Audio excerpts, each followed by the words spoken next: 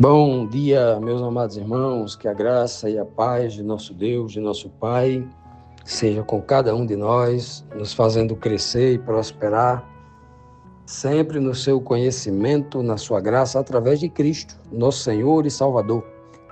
Amados, hoje, sexta-feira, chegamos aqui ao último dia da nossa lição bíblica diária. Vamos, portanto, aqui concluir essa lição poderosíssima, nessa mensagem poderosa aqui do livro de Isaías, no capítulo 33.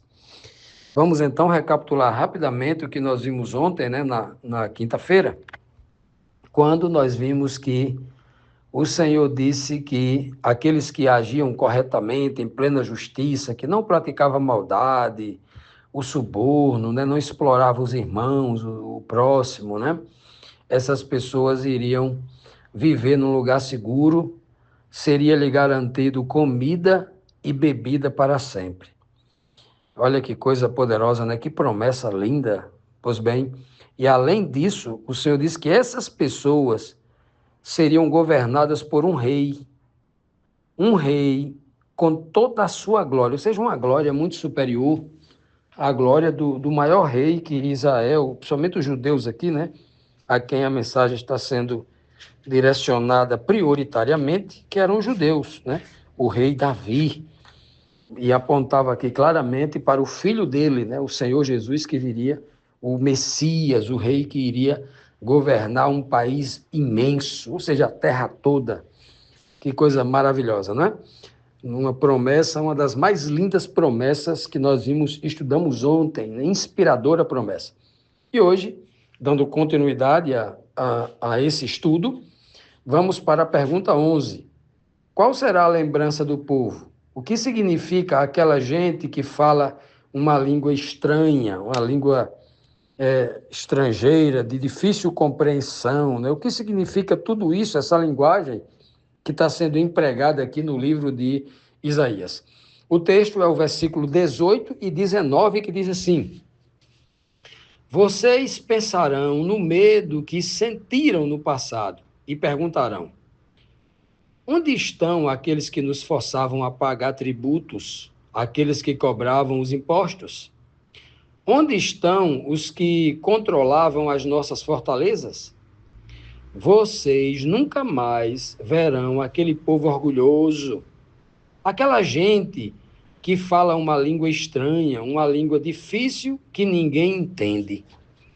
Olha, a promessa continua, do reino aonde esse Messias, esse rei ungido, esse rei que traria a glória do Senhor, traria segurança, morada segura, comida, água, ou seja, não faltaria nada. O povo teria tudo, um reino seguro e próspero. Quem, Aí, quando vocês estiverem neste reino, aonde esse rei reina, aonde Jesus Cristo reina, em outras palavras, então vocês apenas se lembrarão, pensarão, vocês se lembrarão como é que vocês viviam anteriormente, com medo. Fique com medo, perguntando, se perguntando, como a gente pagava tributo caro, os impostos eram tão caros, O povo controlava tudo, até a nossa morada, as nossas cidades seguras. A gente pagava para ter segurança, mas não tinha. A gente vivia sobre opressão, sobre o medo, constantemente. Que vida triste era aquela que a gente tinha. Agora a gente está feliz porque a gente vive em plena segurança. Que texto lindo, Pois é, meus amados, é verdade que o texto absoluto desta mensagem está falando da Nova Jerusalém. O reino onde Cristo reinará de forma perfeita neste planeta, onde não haverá nada disso, nem de longe, nem fisicamente, nem espiritualmente. Mas nós não podemos esperar que isso aconteça quando Cristo retornar. Não sei, daqui a 1 ano, 2 anos, 10 anos, 20 anos, não importa. A verdade é que nós podemos sentir isso hoje. Essa é a grande verdade. Aqueles que colocaram Cristo como o rei na sua vida, Cristo governa a partir do seu coração, já pode sentir tudo isso. Porque quando Cristo governa a nossa vida, nós moramos seguramente. Nós não temos medo de nada, porque a gente vive num país seguro. A gente mora na rocha, que é Deus o Pai, na morada, que é a nossa morada, né? Que é Deus o Pai. Nós somos o seu templo, o templo onde ele habita espiritualmente, o templo do seu espírito. A nossa comida, ela é dada todo dia. Uma comida que nem só de pão vive o homem, mas de toda palavra. A comida verdadeira, a comida que gera nutrição para a vida eterna, que é a palavra de Deus, a palavra da sabedoria, a verdade. A nossa água, que é uma palavra inspirada, que lava o homem por dentro, que traz força e poder para que o homem seja obediente, siga o exemplo de Cristo, viva como Cristo viveu, também isso é garantido, né? Mas, e aqui, olha, nesse reino aqui, nós podemos viver essa vida e dizendo assim, olha, eu vou me lembrar como é que eu vivia quando eu era sem Cristo. Eram me cobrados duros impostos, a minha carne cobrava que eu pecasse, a minha carne me cobrava que eu tinha medo, eu tinha que mentir, eu tinha que atender todos os desejos da carne, se eu quisesse comer aquilo que não podia, que ia me fazer mal, mas eu comia porque eu era preso ao sabor, a carne me dominava, o cheiro me dominava. Quando eu queria sentir a vontade de ter uma relação sexual, por exemplo, não importa se era com a minha esposa, com o meu marido, era o que primeiro que aparecesse na frente, porque eu era descontrolado, eu vivia. O pecado me cobrava esse imposto, eu não conseguia me livrar daquilo. Eu vivia numa insegurança. Vivia preso o tempo todo isso, mas agora, não, isso só é lembrança, porque agora em Cristo eu sou fiel. Uma força que eu não tinha, esse rei maravilhoso me deu esse poder para eu viver nesse reino de obediência.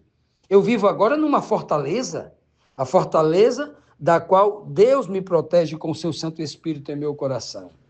Ó, e aquela gente que me oprimia, o mundo, né? O mundo que falava aquela língua estranha, dizendo para mim o tempo todo, não, se entregue ao pecado.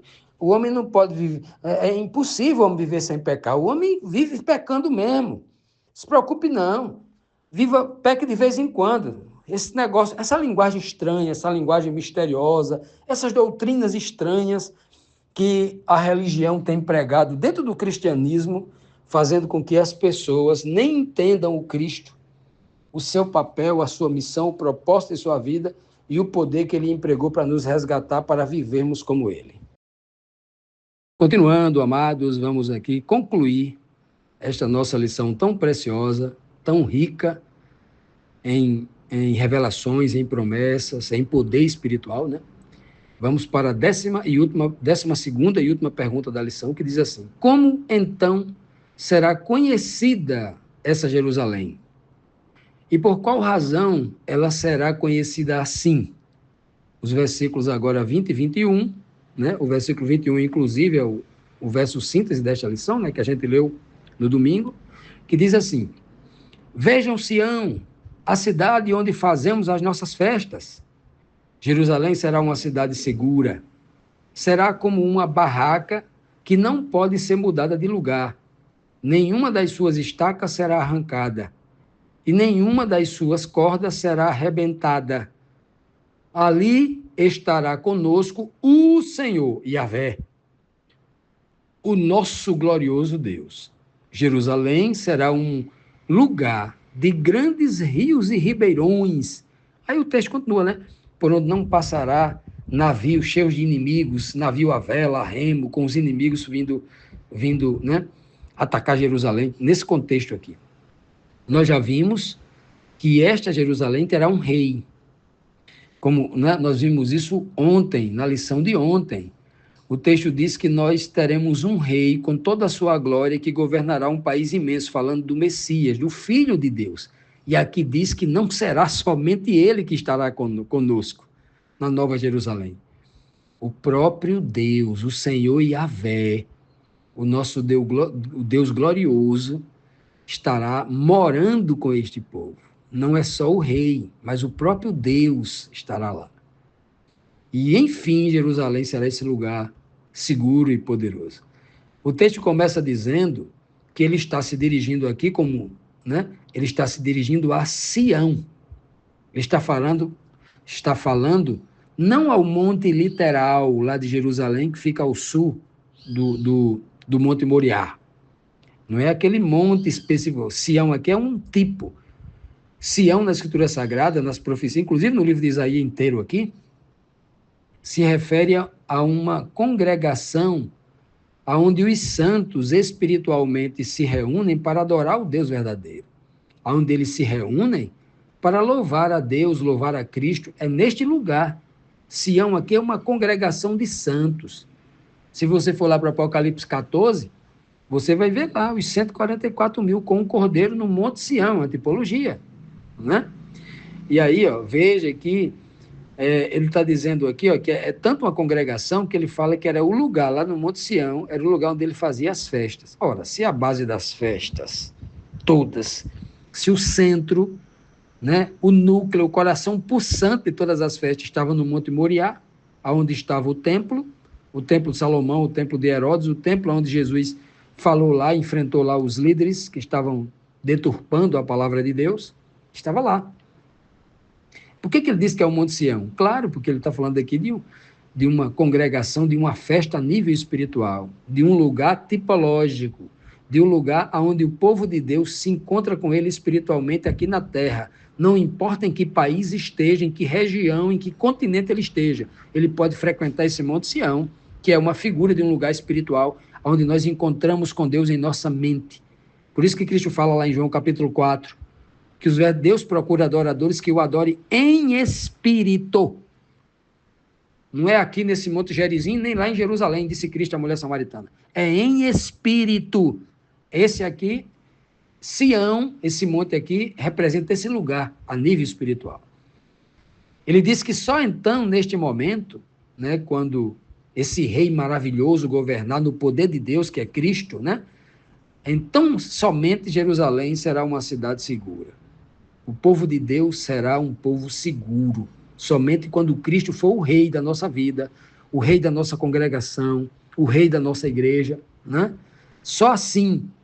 E ele diz que, nesse momento, Jerusalém, ou a nossa vida, a nossa igreja, será como uma barraca, que não pode ser mudada de lugar. Por que ele diz isso?